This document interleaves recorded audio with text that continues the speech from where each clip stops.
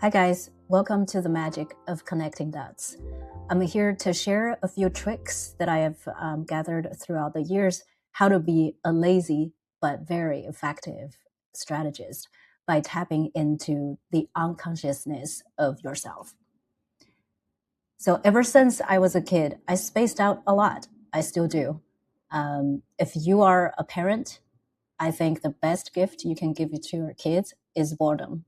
The more bored they are, the more active their unconscious brain is. It's really good, especially for today, how much stimulus there is out there.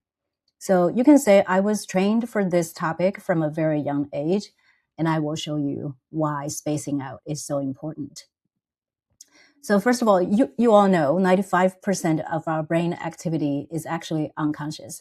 This means a lot of the mental elements actually combine in random ways that we're not even aware of.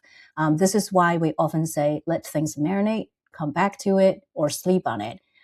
This is also why a lot of artists talk about the dream state, where you're in between dreams and then having a notebook by your bedside to write it down in the middle of the night if you dream of an idea. So what we mean here is to leave the connecting dots, the random combination of thoughts and observations to the unconscious mind, and let it do it for you. These random ways of combining are actually critical to the bigger human discoveries in history. Because in this book of Scientific Genius, A Psychology of Science, Dean Keith Simonton actually explores the mental processes and behaviors behind scientific creativity.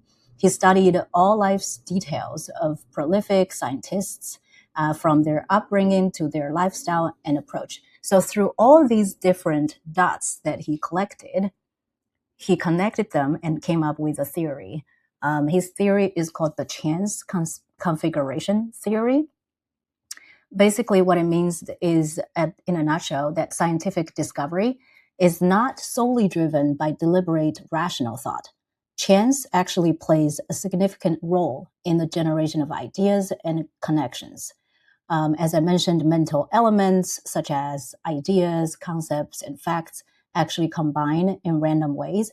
And while a lot of these random combinations may not make sense, some of these are actually meaningful and can lead to really interesting insights.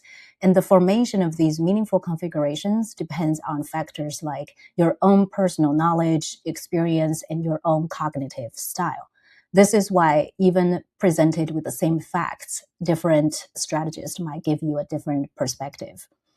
And through this whole process, the incubation and serendipity are really important for allowing these chance configurations to emerge.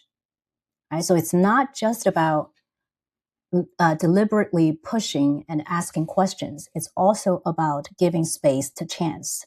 So as strategists, we probably practice deliberate thoughts on a daily basis. We're really asking hard questions, really trying to find the rationale behind a lot of observations and data.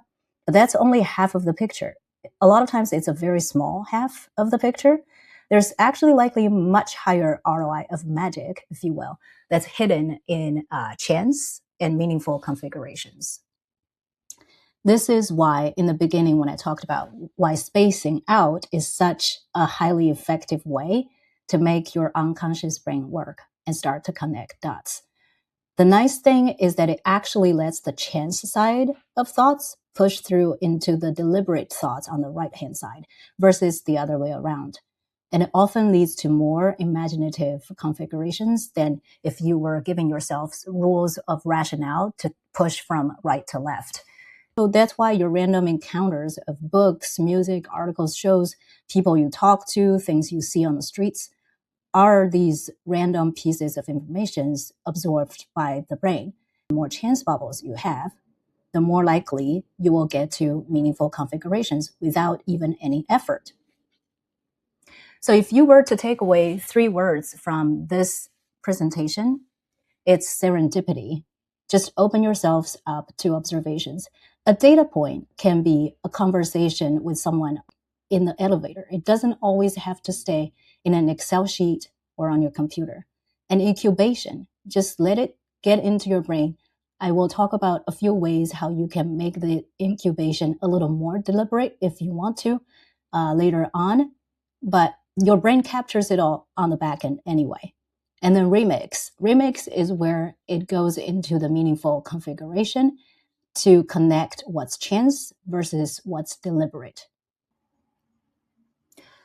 Okay, now let me show you two examples of how I tapped into my own unconsciousness and came up with insights. By the way, the sun has set and I've changed my lighting because I refuse to do this tomorrow because I put makeup on for you guys, okay? All right, so the first example actually took years to come to fruition because it's just been accumulating, incubating in the back of my brain for a few years until there was a trigger to pull them, reach into the unconsciousness and pull them back out.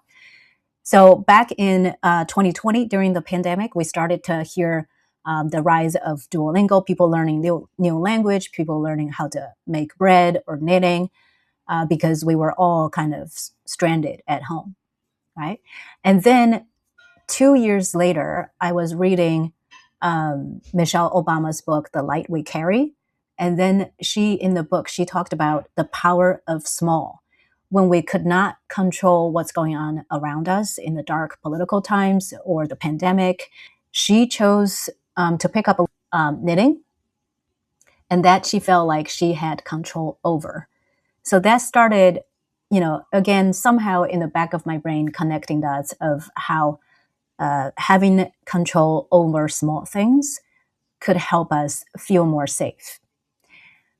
But again, I didn't do anything about that back end observation in my brain. And then 2023, I also read about all these running club rising, dinner parties rising.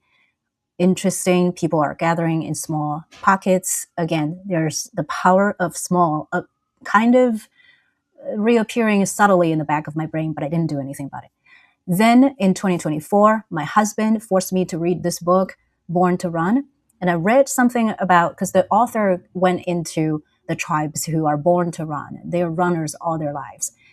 And he talked about how he observed that there was more running and community running activities post-war. So that, again, very interesting. Why? Why are we doing this? It's starting to connect dots. And then finally, I decided to push the chance observations, the serendipity and incubation in the past few years into a deliberate configuration when I got asked to do a training for the strategy team, which is this presentation. So then I looked into why. Why do we feel safe by doing small things we can control? So sure enough, it's a early survival instinct that has always been around. It's about the ability to be able to predict what's going to happen. And it's a very essential survival instinct for humans way back when. In order to survive, they optimize the conditions where they can to predict the best outcome. So this is where I got to the insight. Prediction is a survival instinct. So this is why especially when it's chaotic outside of our control, we tend to pick up more things and activities that we can control. I don't think it's completely because of this, but there is a certain reason also why the predicting market is so big right now, and there's so much betting activity going on. So may not be related, but maybe putting a pin in the back of your brain for the next iteration of the insight. So this is an example of how I went pretty subconscious for a few years until finally there's a trigger. The next example I wanted to show is how I exercised the brain of unconsciousness, observations, serendipity with what's deliberate configuration along the way, step by step. A few years ago, I read in New York Times that there are boutique romance bookstores that are popping up in Brooklyn and New York and are actually doing really well when the book industry was going down. And I also start to realize me and my friends are starting to read similar books, and they're romance books. But then on the other hand, when I talk to my friends who are not reading romance books, I felt guilty in our interactions. I feel like it's still something I can't really say out loud. But on the plus side, my friend and I continued to read more romance books. And then randomly, I went into the local public library in Brooklyn trying to look for one of these books to read, and then saw there's a banned book list. And a lot of the books my friend and I were reading were actually on that banned books list. So I took a deliberate step and then looked up the trend in the past few years of banned books. And of course, with the rise of romance books, there was the rise of the banned books. So my instinct was correct.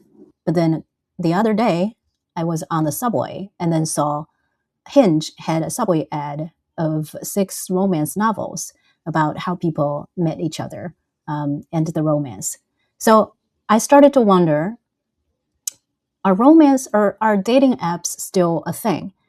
So sure enough, on the right, you see a chart. The red line shows how couples in America meet today. And most of them are through dating apps.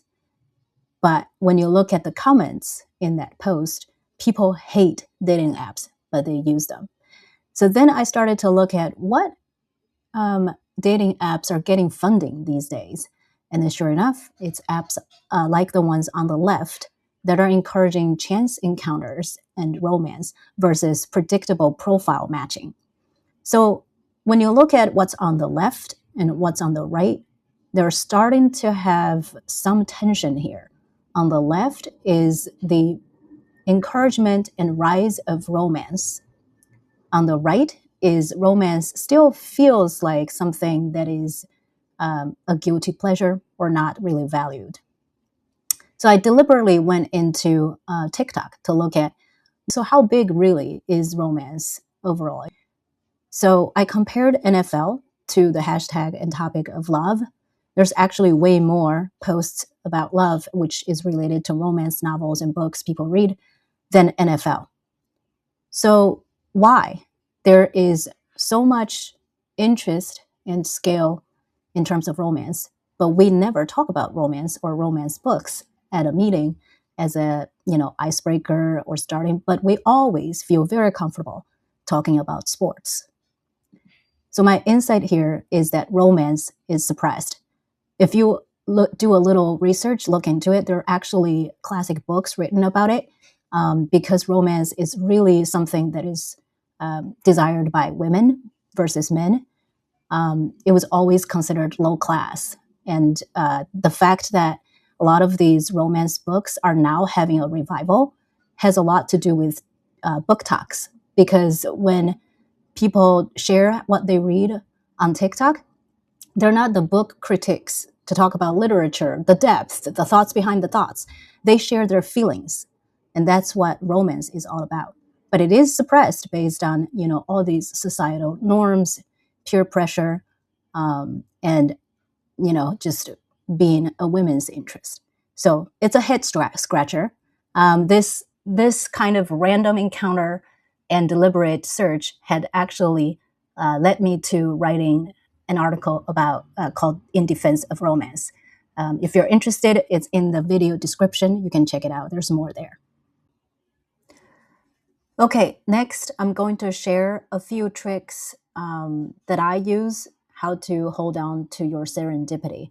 But if you have to go now, just remember, tap into your unconsciousness, serendipity, incubation, remix.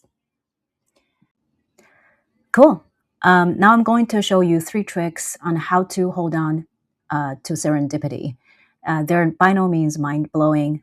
You might have heard about them before. You do them every day, but they are very useful and practical in carving out that mental space and time for you to keep serendipity in your strategy craft and practice, because we are getting more and more bombarded with fast turnarounds and overloading information. First one is do now. If you're like me, you probably have many tabs open in your Chrome browser. You see where I have a read tab. I never read those. And this has been predicted by this book written by Marie Kondo many years ago that I read, and I did change my life. She said, if you had bought a book, you put it on the shelf, you're never going to read it. So read it now. is her advice, and my advice to you is do it now. If you saw an interesting article, read it now. If you believe in a newsletter you subscribe to, read the newsletter and don't save it. Don't bookmark it. And sometimes, even if you can't read all of it, even just a part of it is way better than saving it and bookmark it thinking you're going to read later. You will never. And, there are a lot of tools now that can help us read partially. If you just pop in a book into Notebook LM, it'll give you this mind map, and then you can choose just one topic to read and then forget about it. And chances are for books and articles, if you just read the first third of the book, you get the gist of it. Again, partially is way better than never later. The second trick is to write it down. I think this has been talked about by a lot of folks already, so it's not anything new, but I'm here to say you don't need to organize it. You can't find your piece of paper, your book, your notebook. Just write it down, digitally or in real life, just somewhere. And because that process is what matters for your brain's unconsciousness, less matters where you save it, whether or not you organize it. That said, again, AI as a hugely helpful tool, they can help you organize later. If you just dump everything, like Marie Kondo said, you can dump everything into a drawer. You don't even have to organize it. You will find it in that drawer later. Lastly, obey your calendar. I know we don't have time to be serendipitous. We have so many meetings, we have so many tasks. I use my calendar to force myself to switch back and forth in between the serendipity and the deliberate. So I put blocks on my calendar, I put tasks on my calendar for me so that I can do meetings, helping the team, consult our clients, but also do things that keep my incubation of serendipity growing. And that's it. Pay more attention to the serendipity. If you want, I recommend these two books, The Creative Act by Rick Rubin and The Happiness Hypothesis by Jonathan Haidt. They're actually coming from much different backgrounds. One is a psychologist, scientist, and one is an artist. But they actually talk about the same thing, where the process of creating is a happier place than the outcome. The second thing they both talk about is how do you lean into the unconscious part of your brain. And Jonathan Haidt actually put it in a very explicit way that humans make decisions with the emotional side of the brain first, and then the rational side is to make sense of that decision later. So this also applies to how, I'm skeptical that AIs can make decisions without human, because again, humans make decisions in an emotional first way, and AI is a reasoning tool. So pay attention to the serendipity. Most importantly, hope this help you find happiness and have fun as a strategist, and find happiness in working on our craft.